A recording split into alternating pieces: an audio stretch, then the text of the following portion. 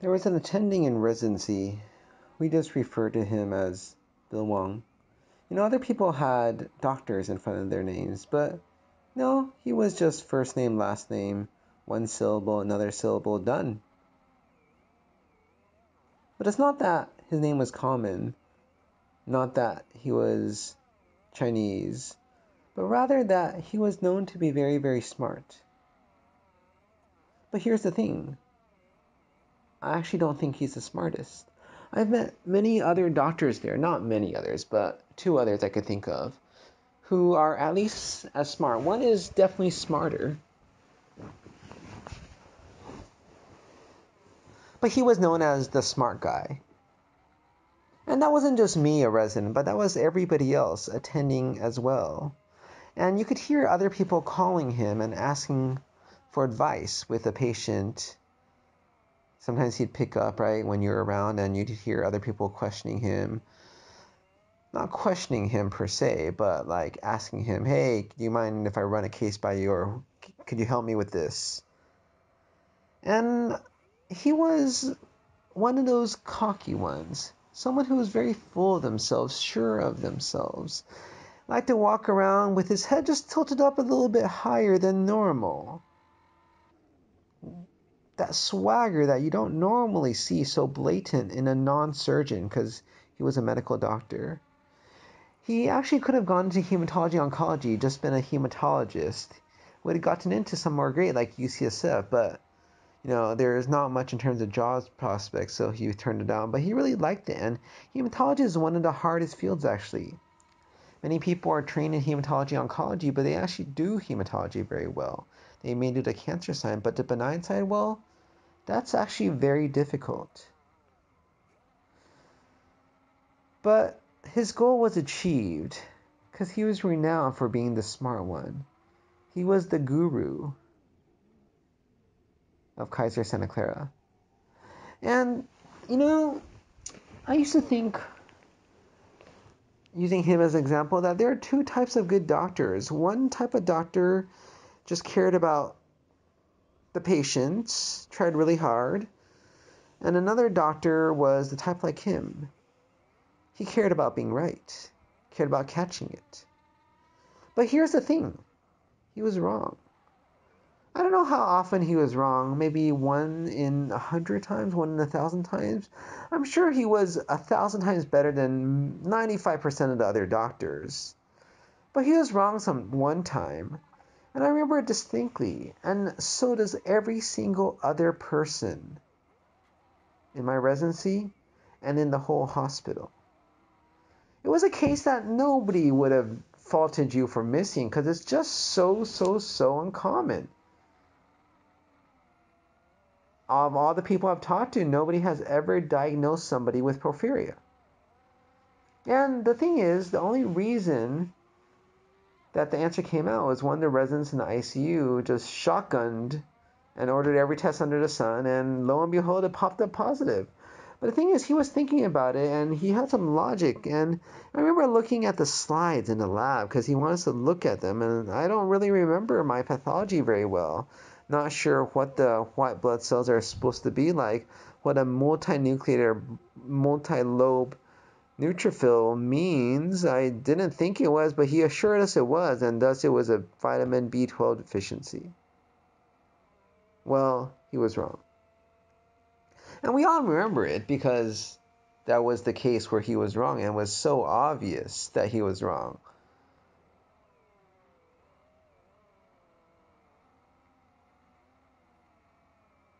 So I used him as an example, and other people use him as an example in saying that, look, do you want to be like this guy who, when you mess up, everybody remembers it? But I think he didn't mind because he was still the guru. And the thing is, it's not just about being the smartest person. That doesn't automatically make you the guru. You have to be known to be smart, which is another thing altogether. There were other doctors who were much more soft spoken, who were smarter, but it just wasn't well known. And somehow they weren't approachable, even though I thought they were very approachable. Today I realize how right he got it. How hard it is to succeed at being the go-to person, being the one who others ask for advice. And how special it feels, because somebody came up to me today, a nurse, and was asking about his kid and some problems in medical school.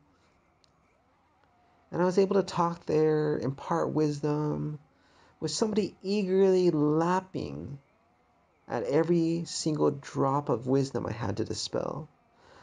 And it's an amazing feeling when somebody's so eagerly listening to you. I always thought being a teacher would be great, and people have encouraged me to go into teaching. But I said no because, it's very hard to get good students. Good students are such a joy, but they're also so hard to come by. But the question is, why did this nurse ask me? Why does he feel a connection with me? Why does he feel I'm not somebody who's not just knowledgeable, but great, personable, likable? I've talked to him a few times, but see, here's the thing. He's been in the hospital working for years. Probably working longer than I've been out of residency. And he must know some of the other doctors, right? Am I the first one to literally talk to him? I also couldn't have talked to him for a very long time because I've only been here for less than a year. And that's the thing. This feeling of being needed, of somebody focusing all their attention on you, that's special. Money can't buy that.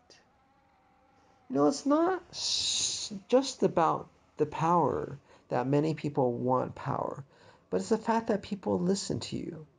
See, when you're the CEO of a big company and you want to criticize something mundane like the way McDonald's processes their food or packages,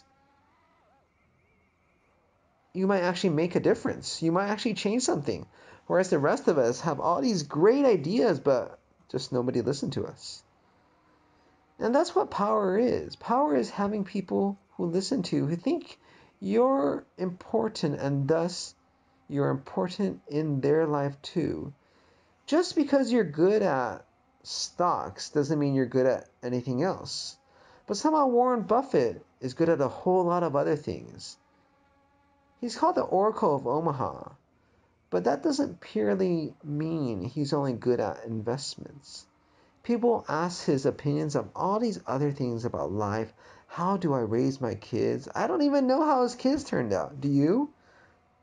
But it's the idea that this power, this knowledge, this status flows over other aspects that may not be relevant to their actual field of expertise. Why do we bother asking famous people for an opinion on this or that? If it's not their field, what do they know? We should ask a scientist about science, right? Who cares what Brad Pitt says about this newfangled scientific discovery? Well, a lot of people care, apparently. You hear celebrities giving advice all the time on things they know absolutely nothing about, right? And I think it's the idea of changing people. It's really hard to change people. We all want to change our patients to help them have a better lifestyle, for them to exercise more, eat less, lose weight. But it's very difficult. And I know how futile it is to try to change people who don't want to be changed. You may be able to do it, but it's a lot of effort, and your chances of success aren't too high. But when someone actually comes to and says, hey, can you help me? Well, that's the golden dream. That's why we exist. Our deepest desire is being fulfilled. See, if you look at things like Maslow's pyramid of needs, we see basic needs at the bottom, like food, shelter. But as we go top, it's more about significance, meaningfulness, not being just another speck on the planet, 1 in 7 billion persons. It's about being special, unique. And when somebody comes up to you and asks you, Can you help me? Well, now, you are special.